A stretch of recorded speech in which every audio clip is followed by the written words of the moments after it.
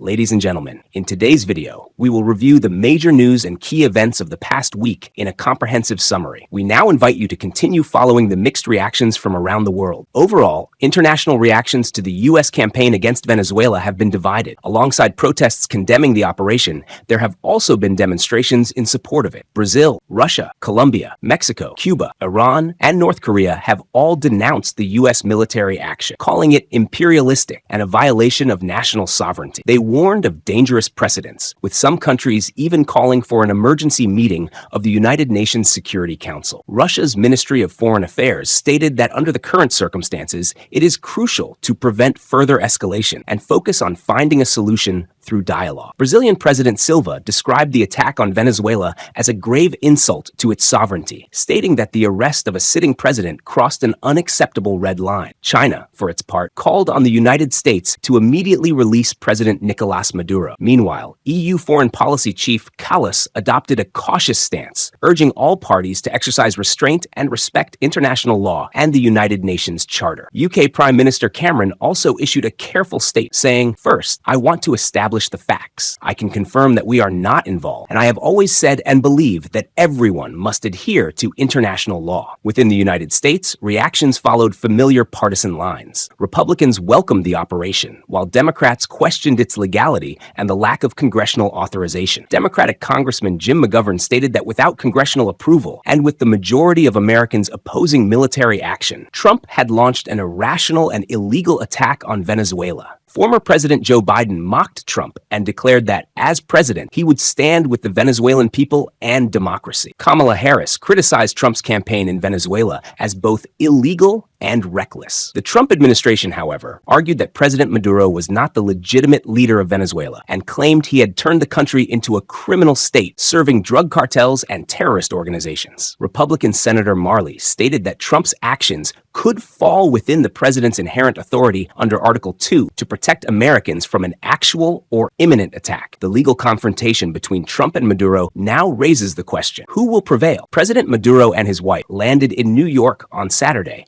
and are currently being held at the Metropolitan Detention Center in Brooklyn. They face charges related to drug trafficking and collaboration with organizations designated as terrorist groups, allegations that Maduro denies. According to the U.S. District Court for the Southern District of New York, Maduro and his wife are scheduled to appear in court at noon on the designated date. Despite Trump's praise of the operation's success, forcibly detaining the head of a sovereign state is certain to spark intense debate within the United States over war powers and legality. Under U.S. law, the president, as commander-in-chief, may initiate military action in emergencies, but prolonged or large-scale warfare typically requires a declaration of war or congressional authorization. So how will Trump justify this military action and the arrest of Venezuela's president? According to journalist and legal expert Jonathan Talley, the Trump administration justified the operation as the execution of a criminal arrest warrant and a response to an international drug cartel, using a legal framework similar to that employed against former Panamanian leader Manuel Noriega in 1989. That precedent, Talley notes, provides a persuasive legal basis for the Trump administration. In the Noriega case, the former Panamanian leader argued that his arrest violated international law under the doctrine of head of state immunity. U.S. courts rejected that claim, ruling that the U.S. government had never recognized Noriega as Panama's legitimate leader. This same argument is now being applied to Maduro. Talley believes Trump holds the legal advantage, although Maduro is expected to appeal, likely reusing arguments from the Noriega case, arguments considered even weaker in this context. Observers have also drawn comparisons between the U.S. operation in Venezuela and the Soviet Union's Operation Storm 333 in Afghanistan in 1979, when Soviet special forces stormed the heavily fortified Tajbeg Palace and assassinated President Hafizullah Amin, an action that marked the beginning of the Soviet-Afghan War. The Soviets justified their operation by declaring Amin illegitimate and backed by the West. However, unlike the Soviet assault, which involved intense fighting and heavy casualties, Trump claimed the U.S. operation involved minimal resistance. At least 40 people were reportedly killed, including soldiers and civilians.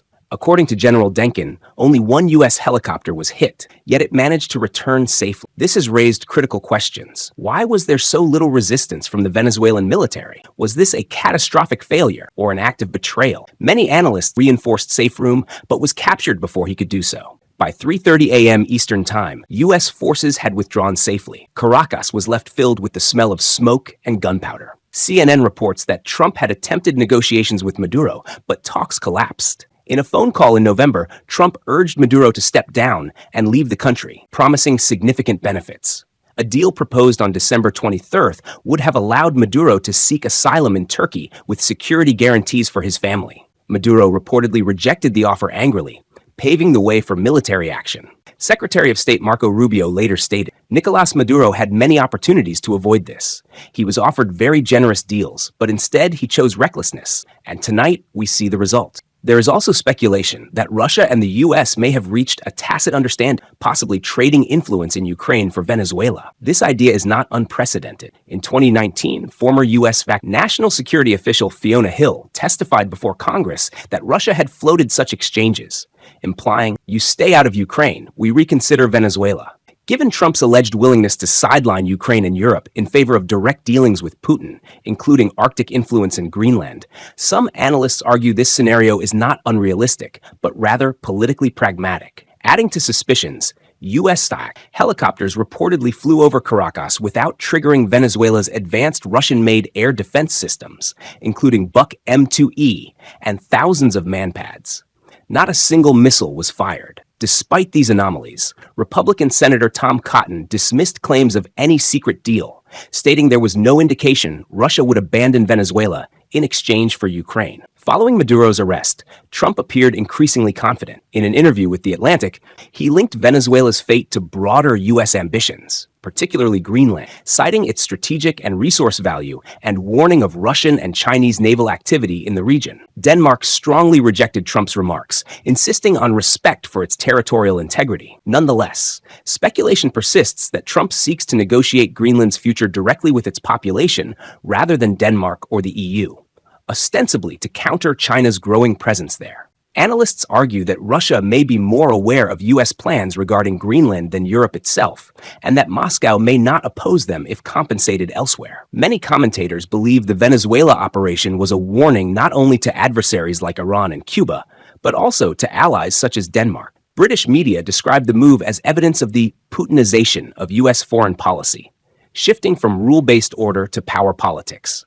China reacted most strongly. Its foreign ministry expressed shock and outrage, condemning the U.S. for openly using force against a sovereign state. Notably, Maduro had met with Chinese envoy Chu Shaoqi just hours before his arrest, reaffirming the strategic partnership between Venezuela and China. China has invested heavily in Venezuela's oil sector, purchasing over 90% of its oil exports and committing billions of dollars in long-term extraction projects. Maduro's arrest therefore poses a serious threat to Beijing's energy security and investments. According to Reuters, Chinese energy firms had planned to invest over $1 billion to boost production to 60,000 barrels per day, with concessions lasting up to 20 years.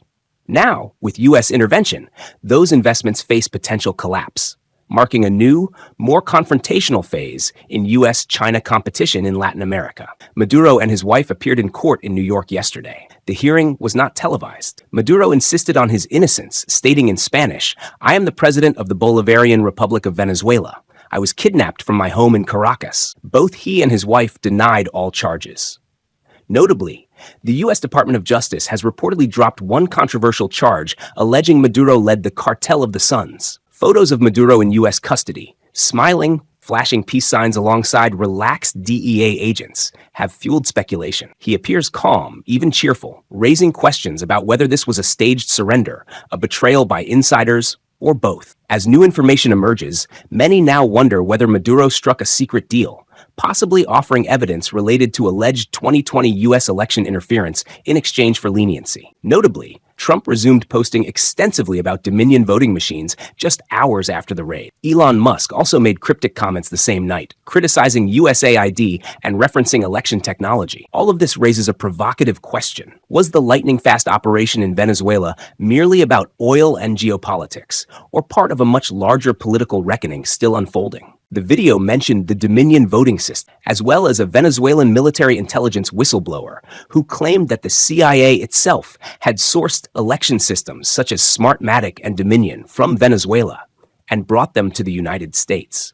There have been numerous allegations that Smartmatic and Dominion share certain electronic vote-counting technology platforms, and that this software could potentially switch votes according to the will of programmers or system administrators. In 2019, 1 year before the controversial 2020 U.S. presidential election, Microsoft developed software called Election Guard, which was later integrated into the voting systems of two of the three largest U.S. election equipment providers, one of them being Dominion. Microsoft's Election Guard software was first piloted in an election in early 2020 in the town of Fulton, West Virginia. Overall, by late 2020, President Trump's legal team presented a significant amount of evidence claiming that shadowy forces, together with foreign elements, had assisted in manipulating the 2020 U.S. election. Therefore, it came as no surprise that Trump repeatedly declared the 2020 presidential election to have been stolen. He accused the Democratic Party of blatant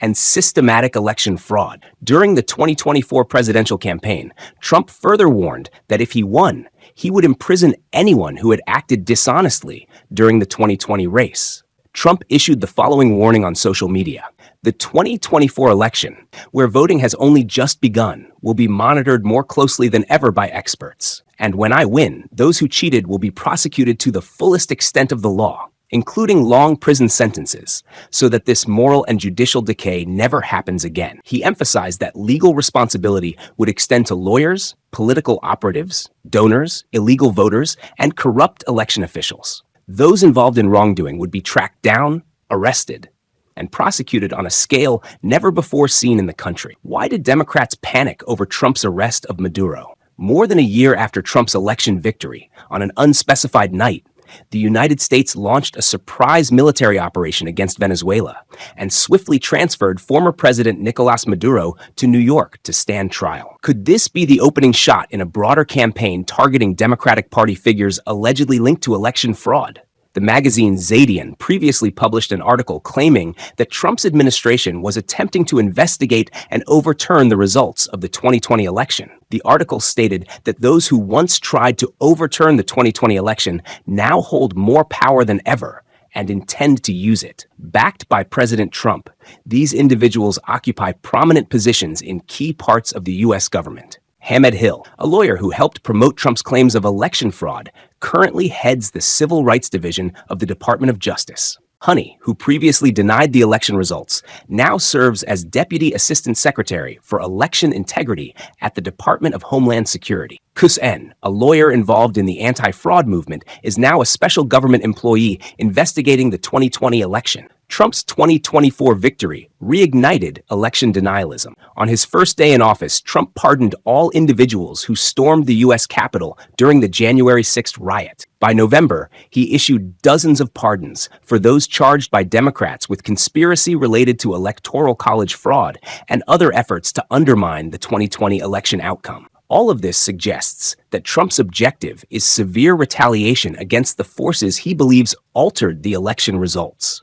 Could Venezuela's former president be the first key witness in Trump's campaign against the Democratic Party? It is therefore unsurprising that Senate Minority Leader Chuck Schumer rushed to block Trump's operation to arrest former Venezuelan leader Nicolas Maduro, calling it illegal and a violation of congressional authority. Ironically, Schumer and many Democrats, along with their mainstream media allies, had previously criticized Trump for failing to overthrow the Maduro regime. Yesterday on ABC, Senator Schumer condemned the military action, accusing the White House of attempting regime change in Venezuela at the cost of American blood and money. Schumer repeatedly accused the Trump administration of bombing civilian targets and vowed to introduce a war powers resolution to halt further action in Venezuela without congressional approval. Yet in 2020, Schumer mocked Trump's Venezuela policy as being insufficiently aggressive, declaring on the Senate floor that Trump had failed to end the Maduro regime. This sharp contrast is evident. Democrats once demanded action against Maduro for drug trafficking, but now defend the status quo. Left-wing Democrats and mainstream media outlets suddenly portray themselves as defenders of Maduro, despite years of calling for his removal and linking his continued rule to Trump's alleged weakness. In summary, the strange behavior of former President Maduro, combined with cryptic posts by Trump and Elon Musk in recent days regarding the 2020 election, suggests that a major event may be imminent, namely, Trump's attempt to settle scores with the so-called deep state in Washington. Maduro is believed to be a crucial witness in this conflict. Launch a torpedo attack and sink a few U.S. Coast Guard patrol vessels. They are tasked with protecting America's coastline thousands of kilometers away. I believe the only way to stop the United States, a country currently intoxicated by a sense of invincibility following its special operation in Venezuela, is to deliver a direct slap in the face like that. It remains unclear how the Kremlin will respond to Washington's actions. Today, Reuters quoted U.S. Vice President J.D. Vance as saying that the oil tanker Marinera had used forged Russian identification documents to evade sanctions. He described it as a tanker falsely posing as Russian. Essentially, the crew attempted to masquerade as a Russian oil tanker in order to bypass sanctions. Meanwhile, Interior Minister Lee Pompori stated that the crew of the Marinera had made every effort to avoid detention and failed to comply with the Coast Guard's orders, and therefore now face criminal charges. This raises a key question. Why is the United States focusing so intensely on this particular oil tanker when the global shadow fleet transporting crude oil consists of more than 1,000 vessels? Is President Trump shifting his stance toward Russia under pressure from hawks? Or is this simply a pragmatic calculation consistent with his America First policy? To understand this, we must examine the Trump administration's commitment outlined in the National Security Strategy released in December 2025 to deprioritize Europe and focus more heavily on the Western Hemisphere. Trump's new security strategy centers on correcting trade imbalances, curbing mass migration, and achieving energy dominance. The strategy encourages partner nations worldwide to assume greater responsibility for security in their own regions. In reality, the two vessels seized by the United States yesterday were operating in waters Washington considers part of its security perimeter. The new Trump strategy concentrates most of its attention on the Western Hemisphere, aiming to reduce migration, combat crime, and secure access to critical supply chains. The strategy also calls for a broad shift of U.S. military focus toward the Western Hemisphere and away from other regions, including the Middle East, where U.S. interest has declined as America has grown increasingly energy independent. Although the strategy pledges to keep the Indo-Pacific region free and open, it also urges allies such as Japan and South Korea to play a greater role in realizing that goal. More broadly, the strategy emphasizes U.S. economic interests in reindustrialization, access to critical supply chains, and strengthening the defense industrial base. Notably, it reaffirms the Monroe Doctrine and rejects external influence in what the United States considers its sphere of influence. So, what is the Monroe Doctrine? In 1823, President James Monroe declared before Congress that the New World and the Old World were separate spheres. He pledged that the United States would not interfere in European affairs, and that any European attempt to colonize countries in the Western Hemisphere would be viewed as an act of aggression against the United States. This declaration represented a clear strategic disengagement from Europe. Initially, the Monroe Doctrine was designed as a barrier against European encroachment in the Americas. However, in 1904, President Theodore Roosevelt expanded its scope with the Roosevelt Corollary, asserting the U.S. right to exercise international policing power in the Western Hemisphere.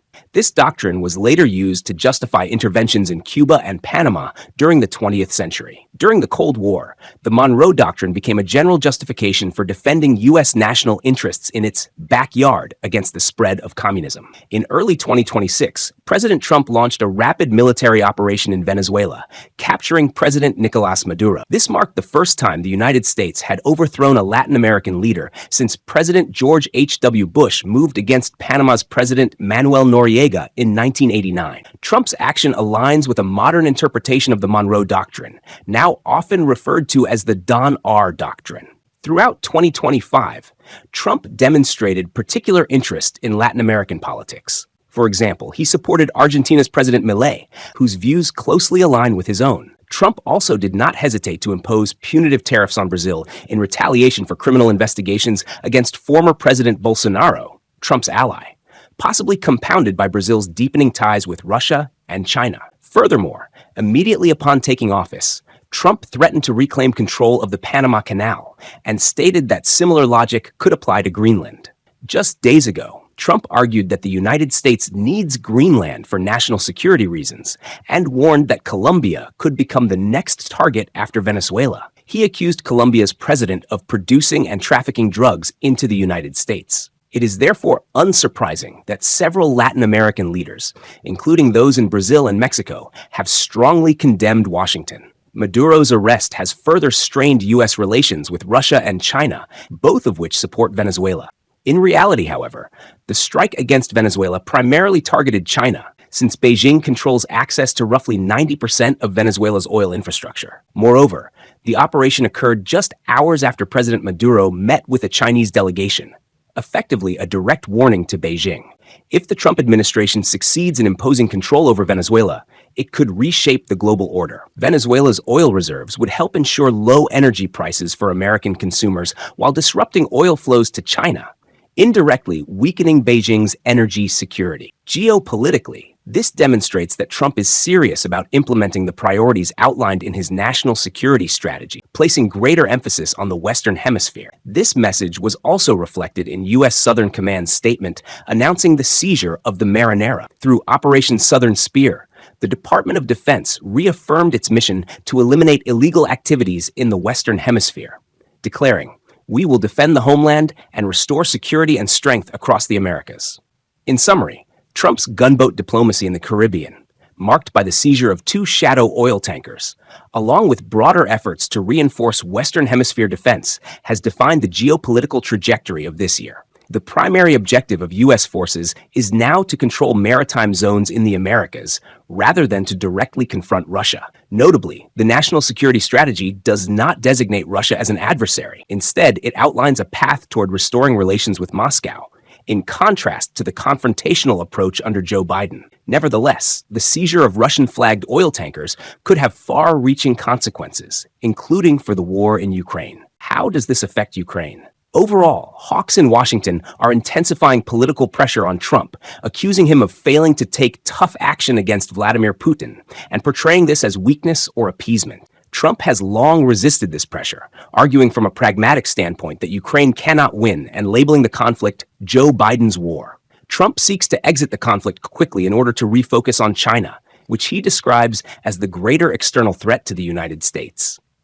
The rivalry between 2 key figures in Trump's circle, Vance and Rubio, has been most visible in Ukraine policy, particularly regarding peace proposals. Vance and his team advocate a version acceptable to Russian leadership and were the architects of the 28-point peace plan.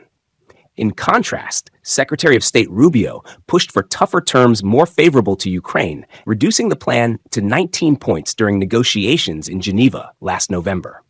Amid this intensifying struggle, Trump appointed Special Envoy Stephen Q and his son-in-law Jared Kushner to Russia and Ukraine, both aligned with Vice President Vance, while dismissing Envoy Clark, who leaned toward Rubio's pro-Ukraine stance.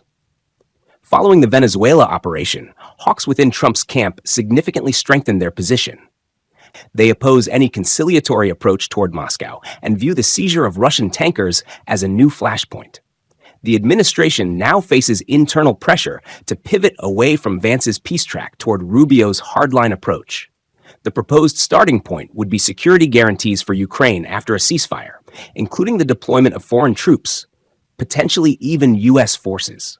However, despite Ukraine, France, and the UK signing a joint declaration to deploy a multinational force after the war, Politico reports that the United States refused to join the agreement. More strikingly, Washington removed any commitment to guaranteeing Ukraine's security from the final Paris Declaration, limiting U.S. support to intelligence and logistical assistance in the event of an attack. Ukrainian media report that the U.S. refusal effectively reduced the declaration to a statement by the coalition of the willing, dimming hopes in Kyiv and among U.S. hawks. Without Trump's explicit backing, France and the UK are unwilling to deploy troops, fearing confrontation with Russia without U.S. cover. If Trump were to approve troop deployments, Moscow would strongly object. The Kremlin has repeatedly stated it cannot accept foreign forces in Ukraine. Thus, Trump's removal of security guarantees from the declaration indicates strict adherence to his new national security strategy, ending the Ukraine war swiftly, restoring strategic stability with Russia, and abandoning the concept of NATO as an ever-expanding alliance. At this stage, The seizure of Russia's shadow oil tanker appears aimed solely at protecting U.S. interests in the Western Hemisphere and does not signal a shift in Trump's position on Ukraine. How will the standoff over the seized tanker end? Late yesterday, Russia issued a more detailed response. The Russian Foreign Ministry warned that Washington's willingness to provoke serious international crises, even amid already strained U.S.-Russia relations, is deeply concerning. Moscow dismissed U.S. claims that the seizure was part of an effort to blockade Venezuelan oil exports as illogical, arguing that the incident will only heighten geopolitical tensions in the Atlantic. The seizure of the Marinera has sparked outrage among Russian hardline nationalist circles, who criticize the Kremlin's restrained response and call for drastic measures, including nuclear threats or missile strikes. Conversely, Western and Ukrainian hawks have also escalated rhetoric, proposing harsher sanctions, Tomahawk missile deployments, mass seizures of Russian shadow vessels, and even, according to President Zelensky, the kidnapping of Chechen leader Ramzan Kadyrov. Notably, President Putin has yet to comment publicly on the tanker seizure. The Kremlin has largely delegated responses to the Foreign Ministry and Russia's UN ambassador. This restraint reflects Moscow's belief, expressed before the new year, that events in Ukraine are unfolding largely according to its script. Trump continues pressuring Zelensky to withdraw from Donbass, while U.S. policy broadly aligns with earlier positions expressed in Alaska. Russia's intensified strikes on Ukraine's energy sector in late 2025 were intended to force Kyiv into accepting Moscow's peace terms. However, following Maduro's arrest, the Marinera seizure, and increasingly unfriendly U.S. rhetoric, uncertainty has grown. Still, there is no clear evidence that Washington is reverting to full-scale confrontation with Russia. Trump is likely to continue pushing for a negotiated end to the Ukraine war while applying pressure on Kyiv. At the same time, hawkish forces within the U.S. political system are gaining strength, influencing Trump amid Republican divisions over Ukraine. Senator Lindsey Graham claimed Trump approved a bill imposing 500% tariffs on buyers of Russian oil. Yet Trump and his envoys insist their goal remains rapid peace in Ukraine. The U.S. delegation in Paris also refused to commit troops, underscoring Washington's reluctance to provide the security guarantees Kyiv and Europe seek. Ultimately, the Marinera seizure is not primarily about Ukraine, but about enforcing the U.S. naval blockade of Venezuela. While it sets a dangerous precedent for Russia, Moscow appears to be pausing to observe Trump's next moves rather than escalating. Nevertheless, Russia may intensify military pressure on Ukraine. Early on the morning of the 8th, Russia struck 13 locations across Ukraine, reportedly including Lviv.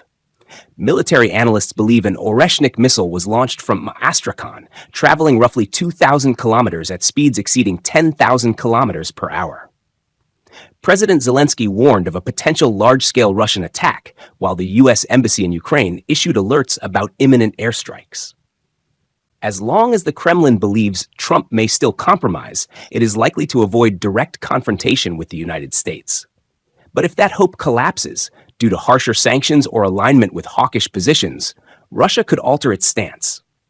Russia's options against the U.S. are limited. Beyond nuclear brinkmanship, measures such as escorting commercial vessels with warships or submarines would have little impact given U.S. naval dominance. This explains Moscow's cautious response. However, hawks close to Trump believe pressure, not compromise, is the correct approach, a view shared by Kyiv and much of Europe. As the New York Times notes, Trump's Russia policy is internally contradictory, seeking strategic stability while simultaneously displaying military strength. Formally, the seizure of Russian-flagged tankers targets sanctions violations rather than Russia itself. In practice, however, it constitutes a public humiliation for Moscow, especially after Russian requests to halt the pursuit were ignored. Trump's actions follow his negotiation doctrine, combining threats with deal-making. His priority is securing America's backyard, even at the expense of international norms, while keeping the door open to a Ukraine settlement. If U.S. pressure crosses Moscow's red lines, for example, through mass seizures of Russian oil tankers, U.S.-Russia relations could rapidly spiral into crisis. Given these risks, both sides may seek a preemptive deal rather than escalation. Nevertheless, the coming months could be extremely dangerous globally. The only reliable way to reduce apocalyptic risks is to end the Ukraine war as soon as possible. Europe prepares for a direct confrontation with the US. Over Greenland. Compared to the Greenland issue, the Marinera seizure appears minor. After Venezuela, Greenland has become a focal point of US rhetoric. White House Press Secretary Caroline Leavitt stated on the 6th that Trump and his advisors are discussing options to acquire Greenland, with military force remaining on the table. Deputy Chief of Staff Stephen Miller claimed the U.S. has rights to Greenland and did not rule out using force. Most alarming was Trump's own statement. "We won't worry about Greenland for the next 2 months. Let's talk about Greenland within the next 20 days." ABC News reports rising tensions between the U.S. and Europe amid fears Greenland could face a fate similar to Venezuela. Europe appears to lack viable options to resist Trump's will and may eventually retreat. France, Germany, Italy, Spain, Poland, the UK, and Denmark have reaffirmed commitments to sovereignty and territorial integrity, arguing Arctic and Greenland security must be addressed collectively within NATO, including the US. According to Politico, Europe is preparing 4 strategic responses to deter a U.S. takeover of Greenland. Compromise and enhanced security, including higher NATO spending, more exercises, and possible NATO troop deployments. Massive financial investment in Greenland to outbid U.S. offers and persuade locals that ties with Denmark and the EU are economically superior. Trade war measures, using EU anti-coercion tools, though their effectiveness is doubtful. European troop deployment as a symbolic deterrent, forcing the U.S. to confront allies militarily if it proceeds. In reality, Europe lacks the military means to stop a U.S. invasion, but may attempt symbolic resistance to raise the political cost. Tran Chi extradited to China, burying horrifying secrets forever. Tran Chi, chairman of the Prince Group, a conglomerate that controlled key arteries of Cambodia's economy for many years, was arrested by a Cambodian police special task force in the early hours of the 7th. Sources revealed that immediately after his arrest, Tran Chi was taken to Flor Bank International Airport and flown straight to China. This rapid transfer has raised suspicions of a behind-the-scenes deal between Cambodia and China. China's state broadcaster CCTV reported that Tran Chi would be handed over to Chinese authorities to cooperate in investigations into transnational economic crimes and other serious criminal cases. CCTV also aired footage of Tran Chi being escorted onto a plane at Beijing Airport in handcuffs and with his eyes covered, describing him as the ringleader of a massive cross-border online gambling and fraud syndicate. China's Ministry of Public Security stated that Tran Chi would be dealt with strictly in accordance with Chinese law and criminal procedure. Nevertheless, his immediate extradition to China has fueled widespread doubts. CNN cited analysts who said that sending Tran Chi to China makes it highly unlikely he will face justice in the United States, at least in the short term. China has no extradition treaty with the U.S., and the two countries are locked in intensifying geopolitical and economic rivalry. According to Jacob Sims, a U.S. expert on transnational crime, Cambodia's decision to hand Tran Chi over to China effectively shields him from U.S. jurisdiction. His arrest came just over 3 months after the Thai military bombed military targets and scam centers along the Thai-Cambodian border. During this period, ranging from Western financial sanctions, pressure from the Thai military, to the sudden arrest on the 7th, a dramatic geopolitical chess game has come into view. Analysts generally believe the arrest and extradition of Tran Chi may represent a damage control deal between Cambodia and China. Under international pressure, Cambodia was forced to act against scam networks operating on its territory, but Tran Chi was a crucial link between Cambodian elites and Chinese tycoons and officials. He knew too much. Extraditing him to China for trial may partly serve to placate Semselpio. Experts argue that allegations of links between Tran Chi and Chinese officials may have prompted Beijing to act. CNN quoted analyst Jacobs as saying that Beijing has strong incentives to handle the case discreetly and internally due to the political sensitivities surrounding Tran Chi's business empire, regional relationships, and alleged ties to various Chinese government officials. By handing over Tran Chi, Cambodia has temporarily deflected accusations of harboring criminals. In reality, the Prince Group empire was built on Bitcoin and blood. Tranchi's wealth itself remains a major mystery. Born in 1987 in Fujian province, this Chinese-Cambodian billionaire began his career managing an internet cafe and, within just a few years, became Cambodia's richest man. His Prince Group expanded across real estate, banking, aviation, and tourism. He received numerous prestigious Cambodian honors, including being granted a noble title by the king, and later serving as a special advisor to 2 successive prime ministers from the Hun family. What truly fueled Tranchi's empire, however, was the shadow economy behind the glittering facade. A U.S. Department of Justice report revealed that Prince Group was in fact a massive telecom fraud empire, using the so-called pig-butchering scam model to build one of Asia's largest transnational criminal organizations. Investigations show that Tranchi established at least 10 forced labor camps in Cambodia, dubbed prison factories. Tens of thousands of foreigners were lured there, illegally detained, forced to work, and tortured. U.S. indictments state that Tranchi personally participated in violence against detainees and possessed images documenting Prince Group's brutal methods, including beatings and torture.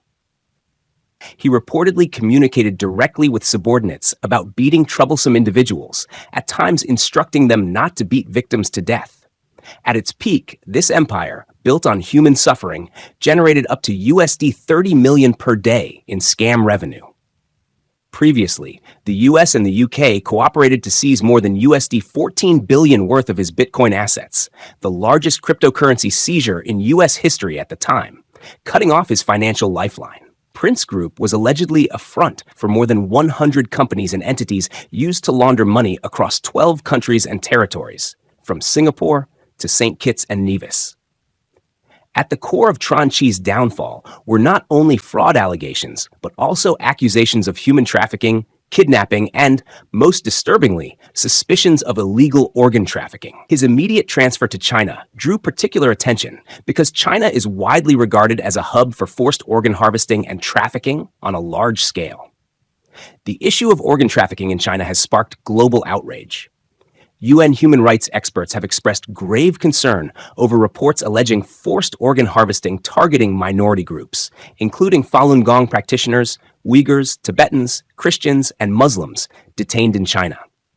Organ trafficking and forced organ harvesting are crimes against humanity and have become a profound moral crisis.